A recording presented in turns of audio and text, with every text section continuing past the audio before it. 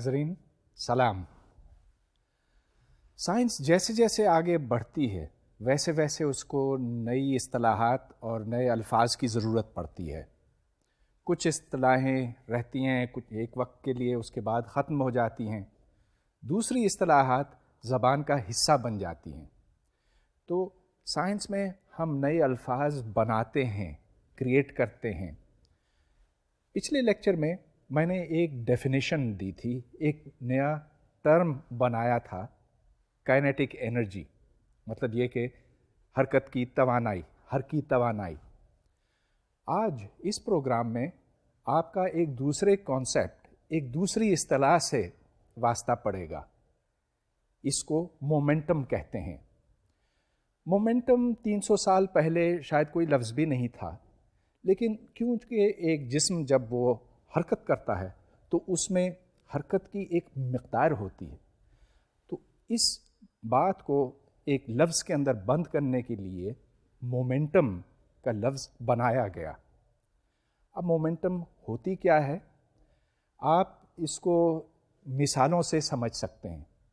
تو چلیے موٹر وے کی طرف جاتے ہیں جہاں بہت سے مختلف قسم کے جسم حرکت کرتے ہیں.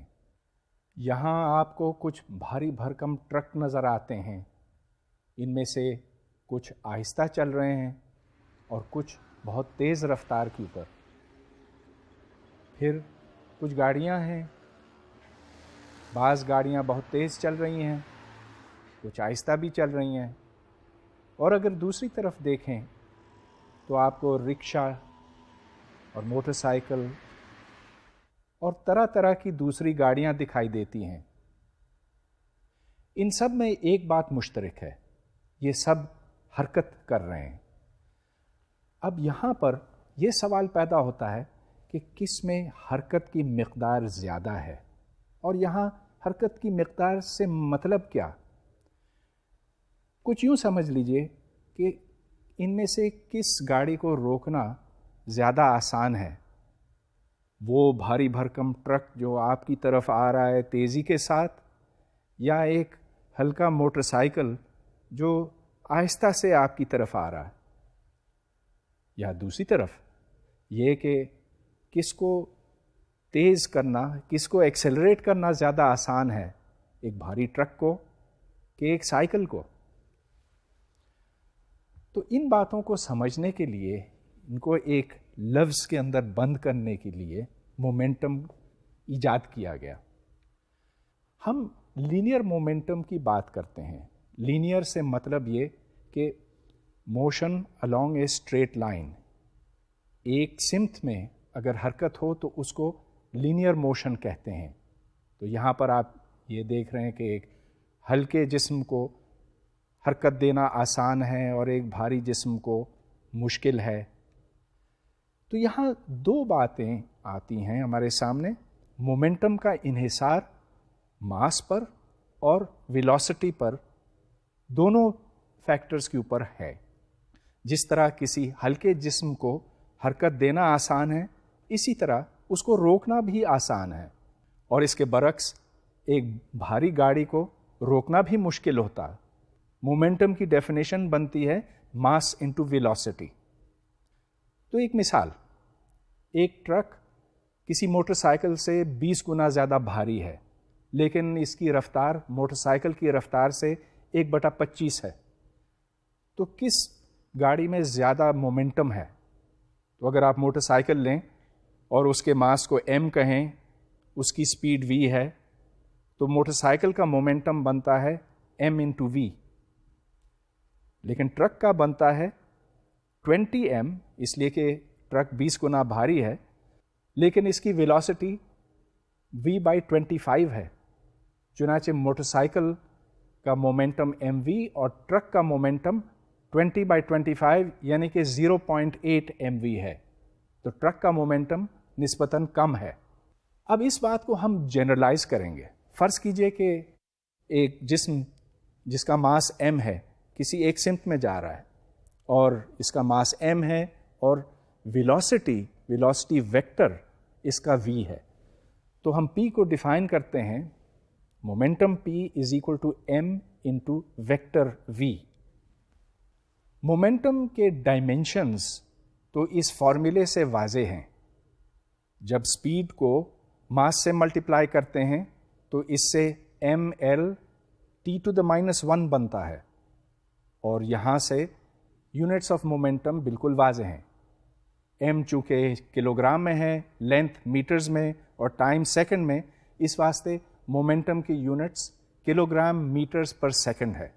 مومنٹم کا فورس کے ساتھ براہ راست تعلق بنتا ہے, اور وہ اس لیے کہ نیوٹنز لا F = ma ہے, اور a کیا ہے؟ Acceleration which is the rate of change of velocity. تو نیوٹنز لا کی جو پرانی شکل تھی, آپ کو یاد ہوگا کہ پچھلے لیکچر میں ہم نے نیوٹن کے 3 قانون ڈسکس کیے تھے, تو اس کی جو پرانی شکل تھی وہ F = ma تھی. اب میں اس کو ایک نئی شکل بھی دینا چاہوں گا. اس نئی شکل میں the rate of change of momentum of a body is equal to the resultant force acting on the body and is in the direction of that force. تو دوسرے لفظوں میں مومنٹم میں جو تبدیلی آتی ہے اور اس میں جو تبدیلی کی رفتار ہے, ریٹ آف چینج ہے, وہ ٹوٹل فورس کے برابر ہے. تو اگر کئی قوتیں ایک جسم کے اوپر عمل کرتی ہیں تو جو ان کا نیٹ فورس بنتا ہے, rate of change of momentum اسی سمت میں ہے. اب یہ دیکھیں کہ جو پرانی شکل تھی اس کی وہ F = ma کی تھی. اب میں اس کو ایک دوسری شکل دیتا ہوں, dp/dt is equal to F. So rate of change of momentum is equal to F. اور دراصل پرانی شکل اور نئی شکل دونوں ایک ہی ہیں, اس واسطے کہ جب آپ d/dt of p نکالتے ہیں, اور یاد رہے کہ یہ ویکٹر p ہے, تو p چونکہ mv ہے, mass into velocity by definition, اور چونکہ ماس کانسٹنٹ ہے, اس واسطے ماس آپ ڈفرینسیشن سے باہر نکال لیتے ہیں اور dp/dt ma کے برابر بنتی ہے, اور یہ f ہے. چنانچہ جو پرانی شکل ہے اور جو نئی شکل ہے نیوٹنز لاز کی, یہ ایک ہے. یہاں ایک بات آپ نوٹ کریں کہ ادھر میں نے m کو کانسٹنٹ رکھا ہوا تھا, تو d/dt of mv میں نے m کو باہر نکال دیا. ہاں, اگر یہ ایک جسم ہے اور اس کا وزن نہیں بدل رہا تو یہ بات ٹھیک ہے, لیکن یہ بھی ہو سکتا ہے کہ کسی جسم کا وزن بدل رہا ہو. پھر کیا کریں گے؟ پھر آپ m کو باہر نہیں نکال سکتے. اب مثال کے طور پر ایک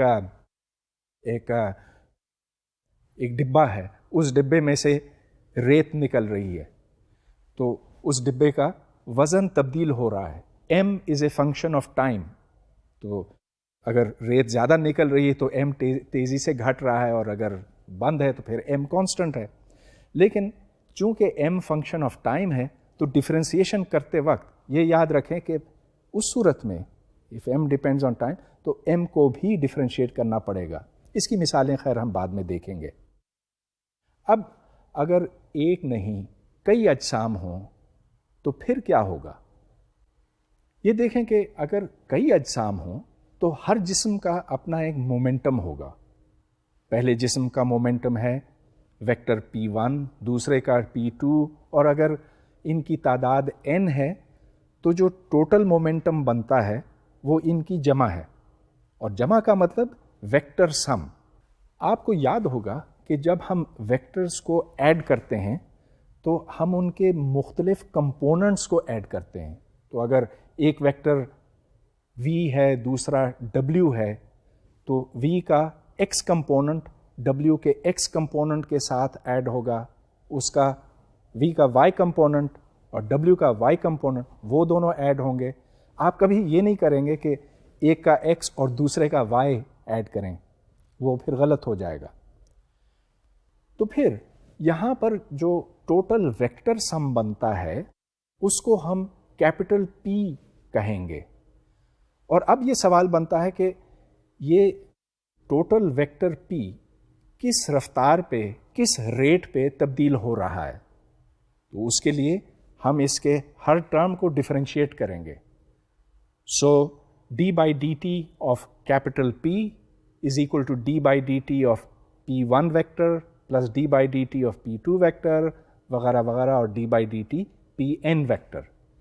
اب dP1 vector by dt یہ تو نیوٹنز لاز سے F1 کے برابر ہے اور اسی طرح dP2 by dt F2 ہے وغیرہ. تو یہاں پر فورسز کو ہمیں ایڈ کرنا ہے F1 F2 وغیرہ Fn اور اس کو ہم ٹوٹل فورس کہیں گے. تو یہاں پر میں نے آپ سے ایک ہلکا سا دھوکہ کیا. اگر یہ مختلف اجسام ہیں تو ممکن ہے کہ ان کے مابین کوئی فورسز بھی ہوں. مثال کے طور پر یہ اگر ایک جسم ہے یہ دوسرا جسم ہے, ان کے درمیان ہو سکتا ہے کہ کوئی اسپرنگ موجود ہو یا کوئی اور قسم کی فورس ہو. اچھا, اگر ایسی کوئی فورس نہیں ہے تو پھر جو ابھی میں نے آپ کو بتایا بالکل ٹھیک ہے. گویا کہ D P by D T یعنی کہ جو total rate of change of momentum ہے اس پورے سسٹم کے لیے وہ ایکسٹرنل فورس کے برابر ہے. تو اگر یہ 1 2 3 4 جتنے بھی اجسام ہیں گریوٹی میں موجود ہے تو پھر کشش ثقل ان کو نیچے کھینچے گی اور ایک کا دوسرے سے کوئی تعلق نہیں ہے. لیکن اگر ایک دوسرے کے ساتھ تعلق ہو, مثال کے طور پہ اگر اسپرنگز موجود ہوں, تو پھر کیا ہوگا؟ پھر یہ ہوگا کہ یہ فورسز آپس میں کینسل ہوں گی. مطلب یہ کہ جو پارٹیکل 1 ہے وہ پارٹیکل 2 کو اپنی طرف کھینچے گا, لیکن 2 1 کو اپنی طرف کھینچے گا, اور ایکشن اور ری ایکشن, عمل اور رد عمل کیونکہ برابر ہیں تو یہ انٹرنل فورسز کینسل ہو جائیں گی. چنانچہ جو میں نے ابھی آپ کو دکھایا ہے وہ ٹھیک ہے, لیکن اس میں ایک سٹیپ کی کمی تھی جو ابھی میں نے آپ کو ایکسپلین کیا. گویا کہ جو انٹرنل فورسز ہیں وہ کینسل آؤٹ ہو جاتی ہیں. اچھا, بالفرض ایکسٹرنل فورس کوئی نہ ہو, تو اگر آپ زمین پہ نہیں, اگر آپ خلا میں ہیں تو ان اجسام کے اوپر کوئی نیٹ فورس نہیں ہوگی. ہاں بے شک یہ ایک دوسرے کو اٹریکٹ کریں یا ریپیل کریں, جو کچھ بھی ہے اس سے ہمیں غرض نہیں ہے, لیکن نیٹ فورس ان کے اوپر زیرو ہوگی. اس صورت میں ٹوٹل مومنٹم کانسٹنٹ رہے گا. جو اس کی پہلے ویلیو تھی وہ بعد میں بھی رہے گی. اس کو ہم کنزرویشن آف لینئر مومنٹم کہتے ہیں. تو ابھی جو میں نے آپ کو بتایا کہ ٹوٹل ایکسٹرنل فورسز زیرو ہیں تو پھر D P by D T zero بنتا ہے, جس کا مطلب یہ کہ ویکٹر پی کانسٹنٹ ہے. جیسا کہ آپ جانتے ہیں اگر کسی کانسٹنٹ کو ڈفرینشیٹ کیا جائے تو اس سے زیرو ملتا ہے. اب ویکٹر کو ڈفرینشیٹ کرنے کا مطلب کیا ہے کہ اس کے ہر کمپوننٹ کو آپ ڈفرینشیٹ کرتے ہیں. تو یہاں اگر vector D P by D T zero ہے تو اس کا مطلب یہ ہے کہ اس کا ہر کمپوننٹ کانسٹنٹ ہے. ٹوٹل مومنٹم کانسٹنٹ ہونے کا مطلب ہرگز یہ نہیں کہ اس سسٹم کے اندر جو مختلف پارٹیکلز ہیں ان کا مومنٹم علیحدہ علیحدہ کانسٹنٹ رہے, یہ نہیں ہے. تو اس کو میں ایک مثال سے سمجھاتا ہوں آپ کو. یہ ایک فلیٹ سرفیس ہے, اس کے اوپر میں 2 گیندیں رکھوں گا. اس گیند کو نمبر 1 کہیں, اس کا ماس m1 ہے اور اس کی انیشل سپیڈ u1 ہوگی, یا انیشل ویلوسٹی u1 ہے, اور یہ m2 ہے, اس کی انیشل سپیڈ u2 ہوگی. ان کو میں ٹکراؤں گا. اب چونکہ اس سرفیس کے اوپر کوئی فرکشن نہیں, یا چلیے فرض کیجئے کہ کوئی فرکشن نہیں, ویسے تو یہ مکمل طور پہ درست نہیں ہے, لیکن ہم یہ امیجن کر سکتے ہیں کہ یہ ایک دوسرے کے ساتھ جب ٹکرائیں گے تو یہ آزادانہ طور پر حرکت کر سکتے ہیں. They are free particles. اب اس میں مومنٹم m1 انٹو u1 ہے, اس میں مومنٹم m2 انٹو u2 ہے. چنانچہ جو ٹوٹل مومنٹم ہے وہ m1 u1 plus m2 u2 بنے گا. تو جب یہ آپس میں ٹکرائیں گے, دیکھیے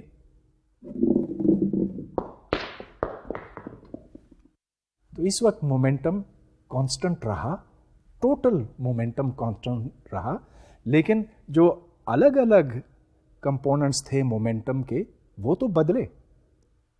اس کو ہم ایک ایکویشن میں بند کرتے ہیں.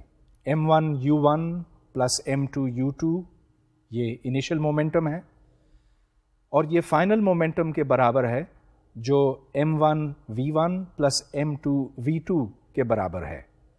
اور یہ یاد رہے کہ یہ ایک ایکویشن نہیں ہے, یہ دو ایکویشنز ہیں, اس واسطے کہ اس کے x اور y کمپوننٹس علیحدہ علیحدہ طور پر ایکول ہیں ایک دوسرے کے.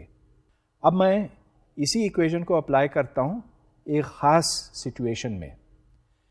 ایک گولا پھٹتا ہے اور اس کے دو حصے بنتے ہیں, ایک جس کا ماس m1 ہے اور دوسرا جس کا ماس m2 ہے. m1 والا ٹکڑا لیفٹ کی طرف جاتا ہے اسپیڈ v1 سے اور m2 والا ٹکڑا رائٹ کی طرف جاتا ہے اسپیڈ v2 کے ساتھ. اب چونکہ انیشل مومنٹم زیرو تھا تو اس واسطے فائنل مومنٹم کو بھی زیرو ہونا چاہیے. اب فائنل مومنٹم کی مقدار ہے m1v1 پلس m2v2 اور یہاں میں نے صرف ایک ہی ڈائریکشن لیا اس واسطے کہ اس کو میں نے x ڈائریکشن کہا ہوا. تو m1v1 is equal to minus m2v2. ظاہر ہے کہ اگر ایک سپیڈ ایک سمت میں ہے تو دوسری سپیڈ مخالف سمت میں ہوگی. اب ہم اس مثال میں کچھ نمبرز ڈالنا چاہیں گے. اگر بم کا ماس 10 کلو گرام ہے اور یہ پھٹتا ہے 4 کلو گرام اور 6 کلو گرام کے حصوں میں, تو 4 کلو گرام کے حصے کی سپیڈ اگر 12 میٹر فی سیکنڈ ہے تو ہم یہ جاننا چاہتے ہیں کہ 6 کلو گرام والے حصے کی سپیڈ کتنی ہے. اس کا جواب تو آپ کے سامنے ہے. مومنٹم کنزرویشن سے 6v is equal to 4 into 12 اور یہاں سے سپیڈ نکل آئی 8 میٹرز پر سیکنڈ. یہی اصول ایک خلائی راکٹ کو حرکت دیتا ہے. اب خلائی راکٹ میں یہ ہوتا ہے کہ اس کے اندر کوئی ایندھن ہے اور وہ ایندھن جب جلتا ہے تو اس کے نتیجے میں پیچھے سے بہت تیزی کے ساتھ گیس نکلتی ہے. اب گیس کے جلنے سے پہلے راکٹ کا مومنٹم زیرو تھا اور گیس کے جلنے کے بعد بھی ٹوٹل مومنٹم زیرو ہونا چاہیے. وہ اس طرح سے کہ اگر گیس پیچھے کی طرف نکلتی ہے تو راکٹ آگے کی طرف جائے گا. ٹوٹل مومنٹم اس کا پلس اس کا زیرو رہے گا. یہاں تو میرے پاس کوئی خلائی جہاز نہیں ہے, لیکن ایک بہت سادہ مثال جس سے آپ اچھی طرح سے واقف ہیں, کئی دفعہ آپ نے خود کیا ہوگا, اس سے مومنٹم کنزرویشن کی بات واضح ہوگی.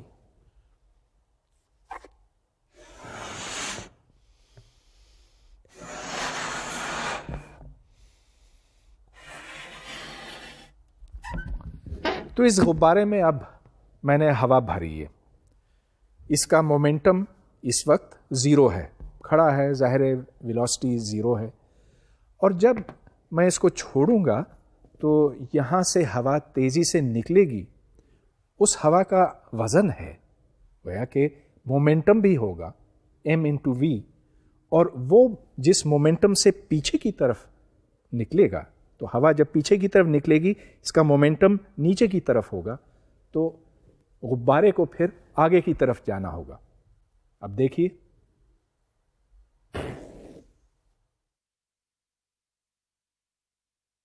تو یہاں سے مومنٹم کنزرویشن کتنی آسانی سے سمجھ میں آ گیا. اسی اصول کی مدد سے ہم یہ جان سکتے ہیں کہ جب ایک رائفل میں سے ایک گولی نکلتی ہے تو رائفل مخالف سمت میں کیوں چلتی ہے. اب یہاں بھی وہی بات ہے جو پہلے تھی, مطلب یہ کہ انیشل مومنٹم زیرو تھا اور اس وجہ سے فائنل مومنٹم کو بھی زیرو ہونا چاہیے. لیکن فائنل مومنٹم کے دو حصے بنتے ہیں. فائنل مومنٹم کا ایک حصہ گولی کی وجہ سے بنتا ہے, تو اگر یہ گولی ہے اور یہ اس سمت میں جا رہی ہے تو اس کا مومنٹم m انٹو v ہے. مخالف سمت میں رائفل چلتی ہے اور اس کا مومنٹم بھی اتنا ہی ہے, میگنیٹیوڈ اس کا اتنا ہی ہے. لیکن پھر اس سے ایک سوال پیدا ہوتا, اگر گولی کا مومنٹم اور رائفل کا مومنٹم برابر ہیں ان میگنیٹیوڈ, تو پھر ایک رائفل کے سامنے کھڑا ہونا کیوں خطرناک ہے اور اس کو کندھے پر رکھ کر چلانا کیوں خطرناک نہیں ہے. اس کی وجہ یہ کہ گولی کا سائز اگر آپ اس کو سامنے سے دیکھیں تو یہ نوکیلی ہے، اور رائفل کا جو ہینڈل ہے وہ آپ نے دیکھا کہ کافی بڑا ہے اور پھیلا ہوا ہے. چنانچہ رائفل جب ریکوائل کرتی ہے وہ آہستہ ریکوائل کرتی ہے، اور وہ زور جو ہے زیادہ رقبے کے اوپر پھیلا ہوا ہے، جبکہ رائفل کی گولی جو ہے جیسا کہ میں نے کہا بہت پتلی اور نوکیلی ہوتی ہے، اور جب وہ کسی چیز کے ساتھ لگتی ہے تو اس سے نقصان پیدا ہوتا.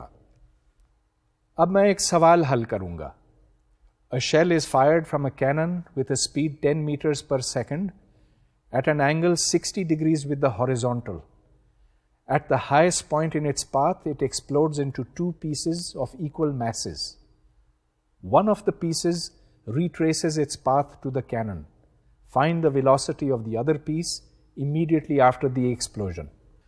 اب اس میں سچویشن یہ ہے کہ ایک توپ میں سے گولا نکلتا ہے، اور وہ توپ یوں ہے، یہ اینگل 60 ڈگری ہے، اور یہاں سے گولا نکلا، اور یہ گولا جب اوپر پہنچا، اپنے میکسیمم پہ پہنچا، تو یہ دو حصوں میں پھٹ گیا. ایک حصہ یوں گیا اور دوسرا یوں گیا. اس کی تصویر دیکھ لیجئے. تو یہاں بالکل اپنے میکسیمم پہ پہنچ کر یہ دو حصوں میں ٹوٹ گیا ہے، برابر کے حصے ہیں. اب یہ دیکھیں کہ پھٹنے سے پہلے اس گولے کا ایکس کمپوننٹ، ویلوسٹی کا ایکس کمپوننٹ 10 انٹو کوسائن 60 تھا. وہ اس لیے کہ ایکس ڈائریکشن میں جو ویلوسٹی ہے وہ کانسٹنٹ رہتی ہے، کیونکہ ایکس ڈائریکشن میں کوئی فورس نہیں ہے، گریوٹی تو وائی ڈائریکشن میں ہے. چنانچہ جو مومنٹم بنتا ہے ایکسپلوژن سے پہلے، اس کی مقدار ہے 5 انٹو ایم، کلو گرامز میٹر پر سیکنڈ، اور وہ اس لیے کہ کوسائن آف 60 آپ کو یاد ہوگا ہاف ہے. اچھا، یہ انیشل مومنٹم ہے ایکس ڈائریکشن میں، اور یہ دونوں حصوں کا ہے. مطلب یہ کہ جو گولا توپ سے نکلا تھا اس کا مومنٹم ایکس ڈائریکشن میں 5m ہے. دھماکے کے بعد، یعنی کہ پھٹنے کے بعد، ٹوٹل مومنٹم تو اتنا ہی رہے گا، لیکن اب ہم اس کے علیحدہ علیحدہ حصوں کا حساب لگائیں گے. اب یہ دیکھیں کہ لیفٹ کی طرف جو گولا نکلا یا گولے کا ٹکڑا نکلا، اس کا مومنٹم -5m/2 ہے. تو اس کی کیا وجہ ہے؟ یہ دیکھیں کہ اگر ایک پارٹیکل یوں جاتا ہے اور یہ ایک سپیڈ سے یوں پہنچتا ہے ادھر، تو اگر اسی سپیڈ سے وہ یہاں سے چلایا جائے تو ٹھیک اسی جگہ پہنچے گا. اسی لیے P1x یعنی کہ جو مومنٹم ایکس ڈائریکشن میں ہے پیس نمبر 1 کا، وہ اتنا ہوگا -5m/2.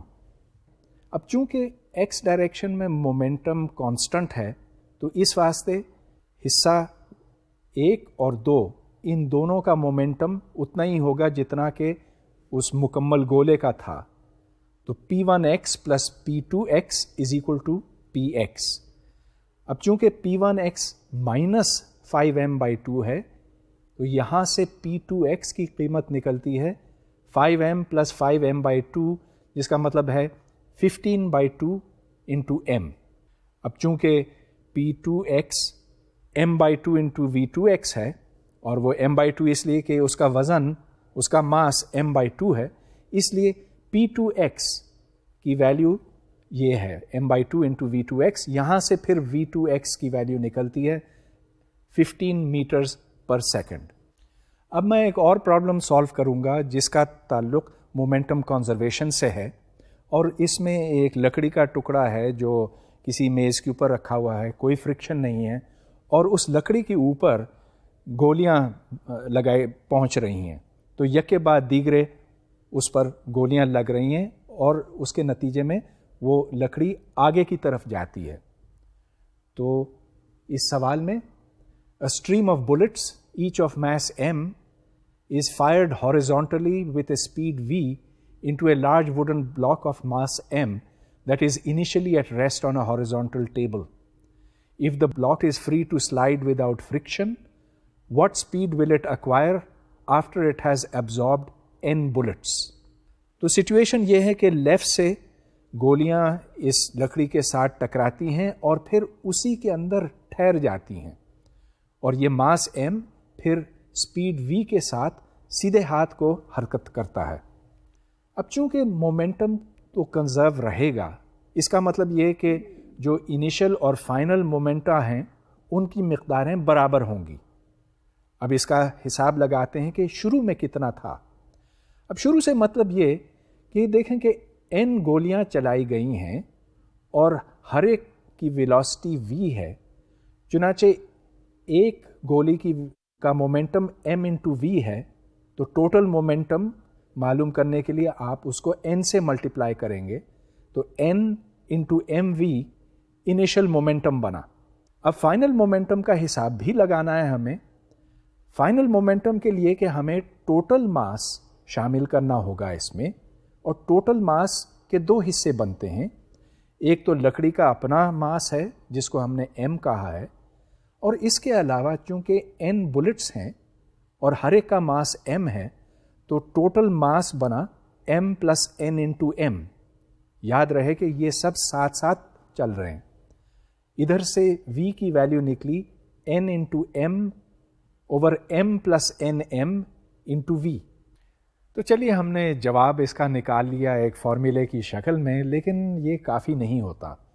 اس کو بہتر طور پر سمجھنے کے لیے چلیے اس کی مختلف لمٹس لیتے ہیں.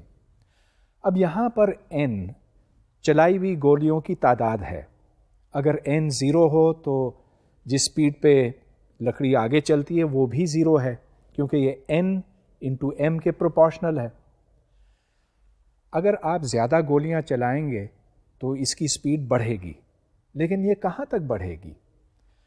اگر n کی تعداد بہت بڑھائی جائے، n goes to infinity اگر کیا جائے، تو n انٹو m بہت بڑی ویلیو کا ہو جائے گا، جس کا مطلب یہ کہ آپ m کو نگلیکٹ کر سکتے ہیں. m یعنی کہ ماس آف دا بلاک. تو یہ پھر nm ڈیوائڈیڈ بائی nm ہو جائے گا، یہ آپس میں کٹ گئے، اور اس سے یہ نتیجہ نکلا کہ یہ لکڑی سپیڈ v کے ساتھ چلنے لگی، یعنی کہ اسی سپیڈ سے جس سے گولی نے اس کے ساتھ ٹکرایا. تو یہاں ہم نے اس فارمولے کو بہتر سمجھا. اس طرح سے آپ اور لمٹس بھی لے سکتے ہیں. مثال کے طور پر اگر آپ کیپٹل M کو 0 کر دیں تو پھر اس سے بھی یہی رزلٹ نکلتا ہے، وغیرہ وغیرہ. غرض یہ کہ جب بھی آپ کوئی فارمولا ڈرائیو کرتے ہیں تو ممکنہ حد تک آپ اس کو چیک کریں اور دیکھیں کہ کیا لمٹس اس کے بنتے ہیں. اب میں ایک اور پرابلم سالو کرتا ہوں. اس پرابلم میں a cannon with mass m equal to 1300 kilograms fires a 72 kilogram ball in a horizontal direction with a muzzle speed of 55 meters per second. The cannon is mounted so that it can recoil freely. تو یہاں مطلب یہ بنا کہ ایک توپ سے گولا نکلتا ہے اور یہ گولا ہاریزونٹلی یوں نکل رہا ہے، اور یہ توپ جو ہے پیچھے کی طرف حرکت کرنے لگتی ہے. اب اس میں مزل ویلاسٹی کی بات آئی ہے. مزل ویلاسٹی کا مطلب ہے کہ اس گولے کی سپیڈ جتنی بھی ہے 55 میٹر فی سیکنڈ، وہ اس مزل کے حساب سے، مطلب یہ کہ نالی کے اندر، اس توپ کی نالی کے اندر اس کی سپیڈ 55 میٹر فی سیکنڈ ہے. اب ہم سے یہ پوچھا گیا ہے what is the velocity v of the recoiling cannon with respect to the earth, اور پھر اس کا دوسرا حصہ ہے what is the initial velocity ve of the ball with respect to the earth. اب یہاں دیکھیں مومنٹم جتنا پہلے تھا اتنا ہی بعد میں ہوگا، چنانچہ pf is equal to pi. اب چونکہ شروع میں مومنٹم 0 تھا تو رائٹ ہینڈ سائڈ پر 0 ہے. اب لیفٹ سائڈ پر آپ دیکھیں کیا ہے. ایک تو توپ کا مومنٹم ہے m انٹو v، اور پھر گولے کا مومنٹم ہے m into v plus v. اب یہ v پلس v کیوں ہے؟ وہ اس لیے کہ ہم زمین کے حساب سے جب ناپتے ہیں ویلوسٹی تو وہ ٹوٹل ویلوسٹی v پلس وی بنتی ہے. اگر توپ پیچھے کی طرف جا رہی تو ٹوٹل مومنٹم پھر m انٹو وی پلس وی بنے گا اس گولے کا. اب یہاں سے اگر آپ سالو کریں v کی قیمت نکلتی ہے minus M V divided by M plus M, اور اب یہاں پر آپ توپ کا ماس ڈالیں اور گولے کا ماس ڈالیں تو recoil speed minus 2.9 metres per second بنتی ہے.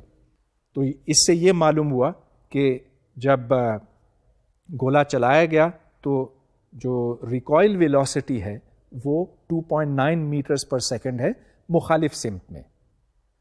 اب سوال کا دوسرا حصہ اس میں یہ پوچھا گیا کہ what is the velocity relative to the earth. اب یہ ہم جانتے ہیں کہ یہ 55 میٹر فی سیکنڈ کے حساب سے گولا نکلا توپ کی نالی میں سے, لیکن توپ کی رفتار مخالف سمت میں ہے اور وہ مائنس 2.9 میٹرز پر سیکنڈ ہے. مائنس اس لیے کہ یہ پیچھے کی طرف جا رہی ہے, تو اس سے پھر 52 metres per second velocity with respect to the earth نکلتی ہے. تو یہ سارے مومنٹم کنزرویشن کے سوالات تھے, یعنی کہ انیشل اور فائنل مومنٹا برابر تھے. لیکن کیا ہمیشہ مومنٹم کنزرو رہتا ہے؟ یہ دیکھیں, اس بال کو جب میں پھینکتا ہوں تو یہ اس کو جب میں چھوڑوں گا تو یہ نیچے کی طرف آئے گا, اس کا مومنٹم بڑھتا جائے گا, اور جب یہ اس میز کے ساتھ ٹکرائے گا تو اس کا مومنٹم میکسیمم ہوگا نیچے کی سمت. لیکن پھر یہ اوپر آ گیا تو اس کا مومنٹم تبدیل ہو گیا. تو یہاں تو اس کا مومنٹم کانسٹنٹ تو نہ رہا, پہلے نیچے کی طرف تھا پھر بعد میں اوپر کی طرف ہو گیا. تو یہاں پر چینج آف مومنٹم کی بات آئی نا. مومنٹم کیوں بدلتا ہے؟ جب کوئی فورس عمل کرتی ہے تو اس گیند کے اوپر ایک فورس ڈیفینیٹلی عمل کرتی ہے. وہ فورس کہاں سے آئی؟ اس میز سے. تو اب سوال یہ پیدا ہوتا ہے کہ کیا یہاں مومنٹم کنسرو رہا؟ اس بال کا تو نہیں کنسرو رہا نا. یہ مومنٹم پہلے نیچے تھا پھر اوپر ہو گیا, گویا کہ مومنٹم بدلا, از ناٹ کانسٹنٹ. تو کیا یہ مومنٹم وائلیشن کی کوئی مثال بنتی ہے؟ اب اس پہ ذرا سوچیں کہ میں نے تو صرف اس گیند کی بات کی ہے, اصل میں مجھے دوسری طرف زمین کو بھی تو لینا ہے. یہ آخر اس میز کے ساتھ ٹکرا رہا ہے, یہ میز جو ہے وہ فرش کے اوپر ہے, فرش یعنی کہ زمین کے اوپر یہ چیز موجود ہے. تو جب یہ گیند یوں نیچے جاتا ہے تو یہ زمین کو نیچے دھکا دیتا ہے اور زمین کرۂ ارض نیچے کی طرف جاتی ہے. تو جتنا مومنٹم اس نے کھویا اتنا ہی مومنٹم زمین نے پایا. ٹوٹل مومنٹم شروع میں زیرو تھا اور بعد میں بھی زیرو. اب یہ شاید بات آپ کو تھوڑی سی عجیب لگتی ہوگی کہ یہ گیند گرانے سے زمین چل پڑی, کہ زمین کو حرکت ملی اس چھوٹی سی گیند کی وجہ سے. لیکن ہاں ایسا ہی ہوتا ہے, صرف یہ کہ زمین کی حرکت کو ہم محسوس نہیں کر سکتے. اگر اس کی بجائے کوئی بہت بڑی چیز ہوتی, مثال کے طور پہ اگر چاند زمین کے اوپر آ کے گر پڑتا تو پھر تو ہم بالکل محسوس کرتے کہ زمین جو ہے وہ نیچے کی طرف گئی, اور زمین کی حرکت میں فرق ہمیں ڈیفینیٹلی محسوس ہوتا. تو یہ بات تھی اس گیند کی. اب یہاں پر آپ نے یہ نوٹ کیا کہ گیند واپس آ گیا, لیکن اگر میں یہ کپڑا یوں پھینکوں تو دیکھیں یہ تو واپس نہیں آئے گا, یہ تو وہیں گر گیا, پڑا رہ گیا. یہاں پر شروع میں کوئی مومنٹم تھا, اچھا یہاں تو زیرو ہے, لیکن جب یہ نیچے جا رہا ہے تو اس کے اوپر ایک فورس عمل کر رہی ہے, فورس آف گریوٹی, اور جب یہ کپڑا نیچے پہنچتا ہے اس میز کے ساتھ, جب یہ ٹکراتا ہے تو اس وقت اس کا مومنٹم میکسیمم تھا. اچھا یہ کپڑا اوپر اچھلا تو نہیں، لیکن اس کا مومنٹم بھی بدلا. اور کیا یہاں پر مومنٹم چینج ہوا؟ بالکل ہوا. پہلے اتنا تھا نیچے جاتے وقت، ہاں اوپر کی طرف کوئی نہیں تھا. یہی بات یہاں بھی سامنے آتی ہے. اگر میں تھوڑا سا پانی گراؤں تو پانی کے قطروں کا مومنٹم بھی اسی طرح سے بدلے گا. جب یہ پانی کا قطرہ اس میز کے اوپر، اس کے بالکل اوپر پہنچتا ہے تو اس وقت اس کا مومنٹم میکسیمم ہوتا ہے، ٹکرانے کے بعد پھر زیرو ہو جاتا. اور اس پانی کو گرانے سے بھی زمین میں حرکت پیدا ہوئی، زمین مخالف سمت میں چلنے لگی، مگر کیونکہ یہ اتنی معمولی مقدار ہے تو ہمیں اس کا احساس نہیں ہوتا. یہاں سے یہ بات سامنے آتی ہے کہ مومنٹم تو ہمیشہ کنسرو رہتا ہے، لیکن آپ کو پورے سسٹم کا مومنٹم لینا ہوگا، صرف اس کے ایک حصے کا نہیں. تو اب ایک سوال، اگر آپ کرۂ ارض لیں، کیا اس کا مومنٹم کانسٹنٹ ہے؟ میرا مطلب یہ کہ اس کے اوپر جو کچھ ہے، جتنے جاندار ہیں، جتنے بال ہیں، سب کچھ، کیا اس پورے کا مومنٹم کانسٹنٹ ہے؟ اب ذرا یہ سوچیں کہ زمین سورج کے گرد گھومتی ہے، اور اگر یہ گھومتی ہے تو اس کا مطلب یہ کہ اس کی ویلوسٹی تبدیل ہوتی ہے، گویا کہ اس کا مومنٹم بدلتا ہے. اور اگر مومنٹم بدلتا ہے تو ظاہر ہے کہ یہ کنسرو نہیں رہتا، گویا کہ اس کے اوپر کوئی فورس عمل کرتی ہے. اور اگر آپ صرف زمین کو لیں تو زمین کا مومنٹم کانسٹنٹ نہیں ہے. البتہ اگر آپ سورج کو بھی اس میں شامل کریں تو سورج اور زمین کو اگر آپ نے ساتھ لیا تو پھر اس کا مومنٹم تقریباً کانسٹنٹ ہوگا. میں تقریباً کیوں کہہ رہا ہوں؟ وہ اس لیے کہ دوسرے سیارے ہیں اور خصوصاً ہمارا چاند ہے، تو اگر یہ تمام اجسام کو شامل کیا جائے تو پھر نظام شمسی کا ٹوٹل مومنٹم تقریباً کانسٹنٹ بنے گا. اب میں نے پھر تقریباً لفظ استعمال کیا، کیوں؟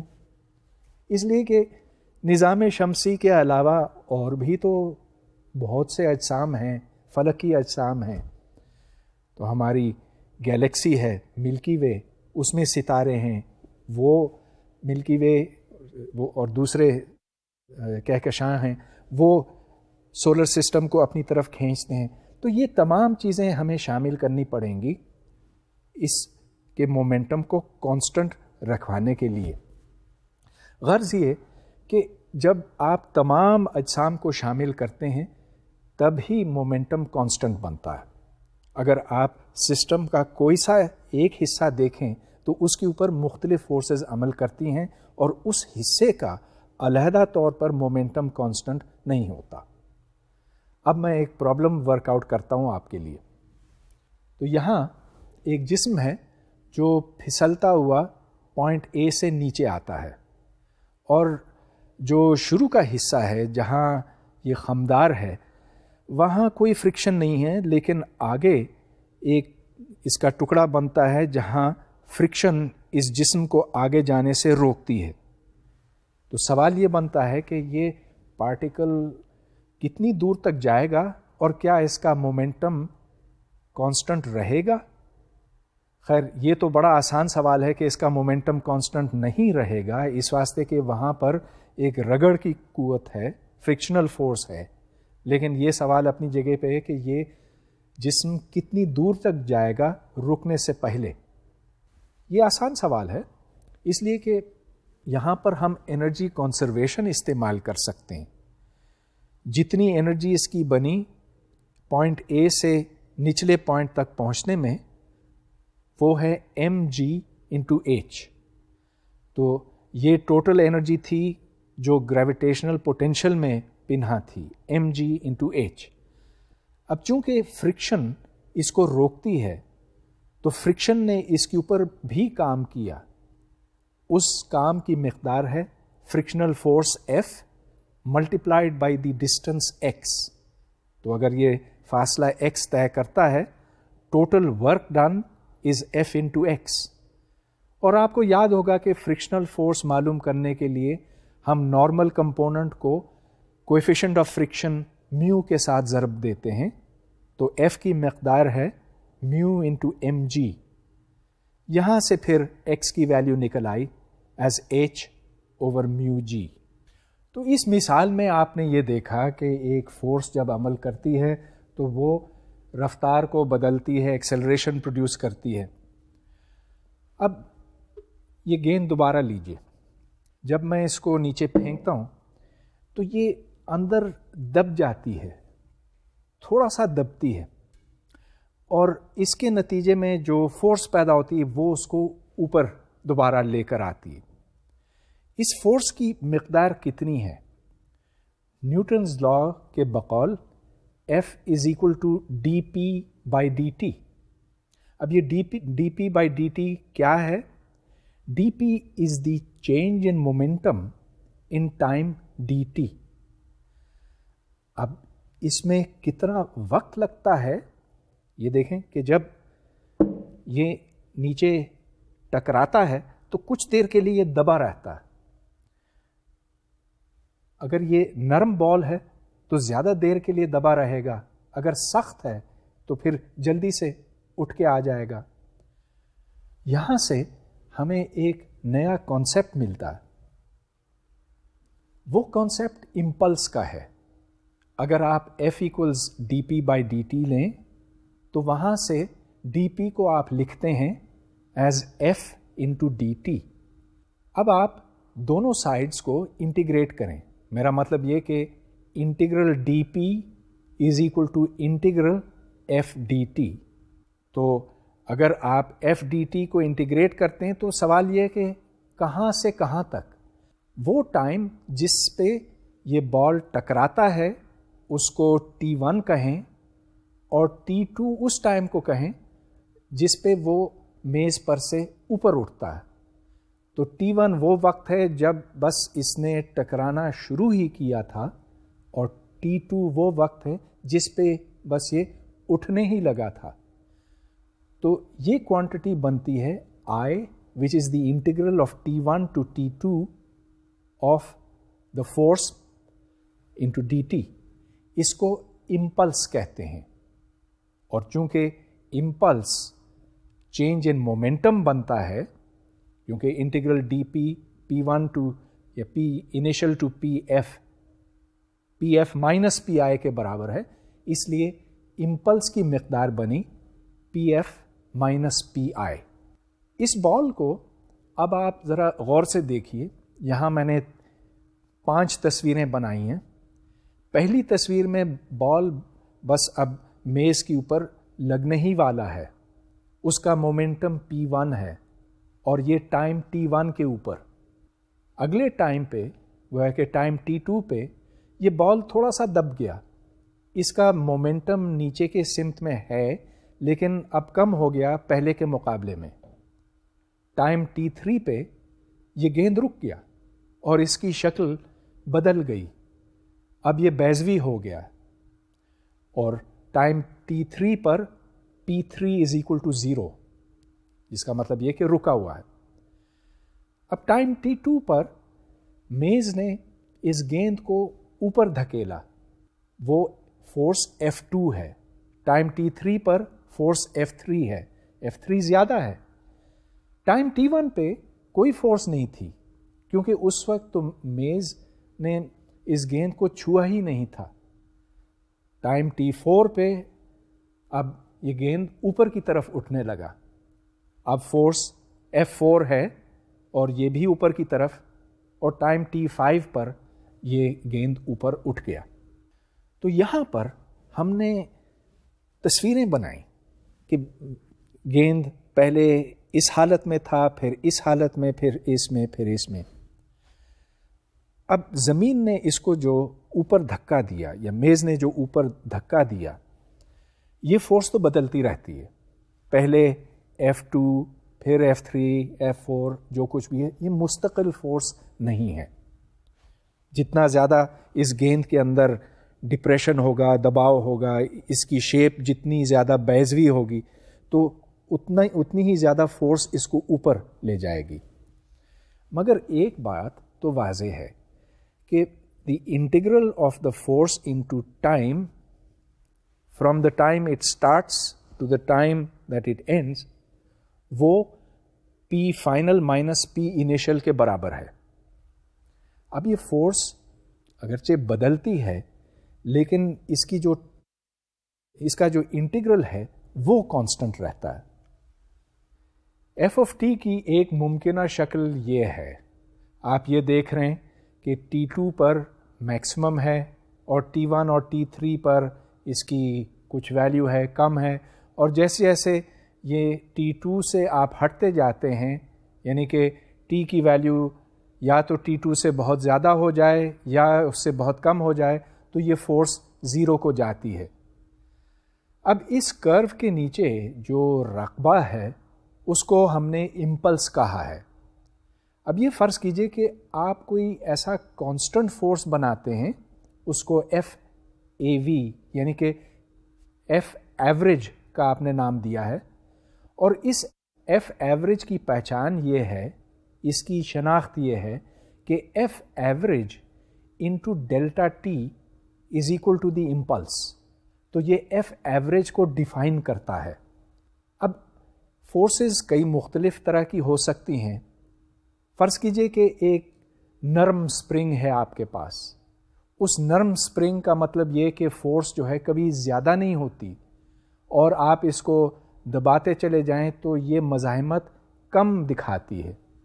یہاں پر اگر ایک وزن اس سپرنگ کے اوپر ڈالا جائے تو ڈیلٹا ٹی کی ویلیو بڑی ہوگی، ایف چھوٹی ہوگی، مگر ایف انٹو ڈیلٹا ٹی کی مقدار ایک کانسٹنٹ ویلیو کے برابر ہوگی جس کو ہم نے آئی کہا ہے.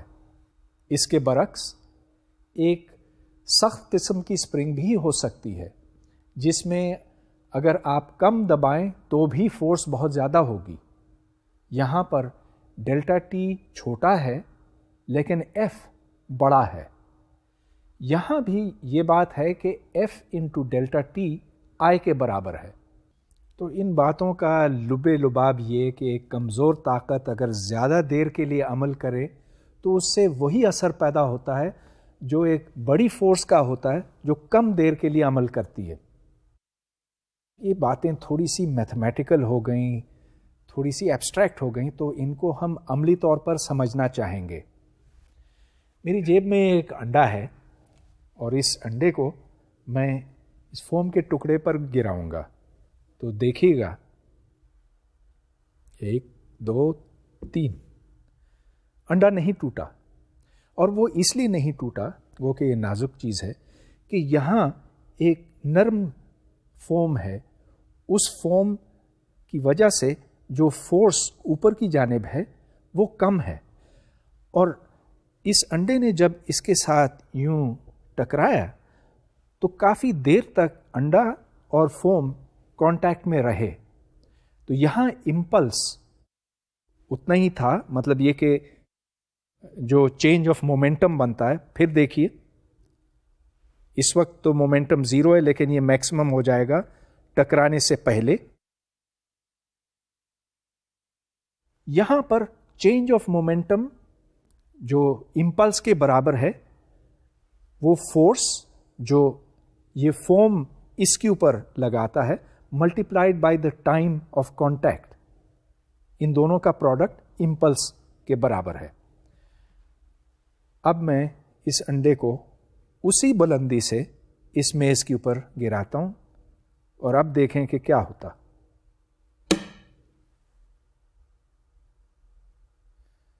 انڈا ٹوٹ گیا. کیوں ٹوٹا؟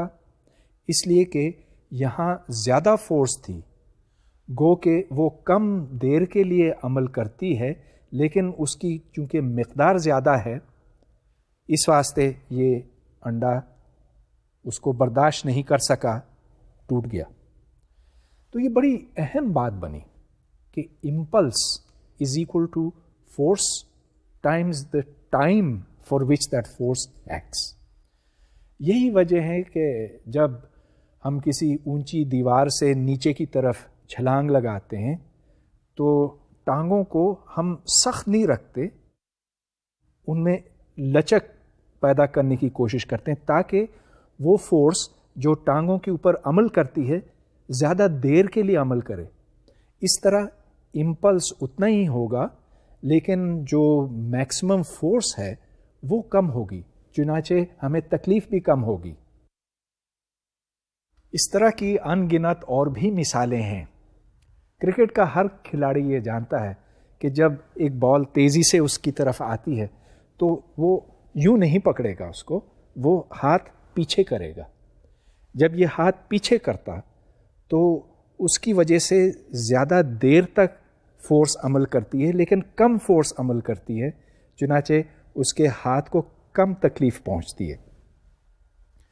آج کے اس لیکچر میں ہم نے دو اہم کانسیپٹس کی بات کی، ایک جو مومنٹم کنزرویشن سے متعلق ہے اور دوسرا جو امپلس سے تعلق رکھتا.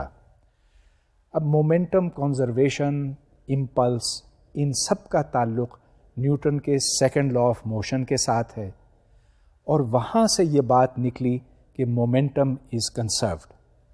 یہ ایک بہت ہی بنیادی کانسیپٹ ہے فزکس کے واسطے، اور گو کہ نیوٹنز لا 100% درست نہیں ہے. جیسا کہ میں نے پہلے بھی آپ کو بتایا کہ زمین پر ہم جو کچھ دیکھتے ہیں 99.9% چیزوں کے لیے تو یہ بہت ٹھیک ہے، بہت کافی ہے، لیکن 0.01 کے لیے پھر بھی ہمیں اس سے آگے جانے کی ضرورت پڑتی ہے. مگر مزے کی بات یہ ہے کہ مومنٹم کا کانسیپٹ وہاں بھی درست ہے. مطلب یہ کہ مومنٹم کنسرو رہتا ہے ہر صورت، ہر حال میں، اگر آپ پورے سسٹم کو لیں. لیکن وہاں پر مومنٹم کی ڈیفینیشن m/v نہیں رہے گی، اس سے مختلف ہوگی، اور اس کی بات ہم کسی اور وقت کریں گے. اگلے لیکچر میں ہم مومنٹم کے مسئلے کو اور آگے بڑھائیں گے، اور تصادم اور ٹکراؤ اس وقت ہمارا موضوع بحث ہوگا.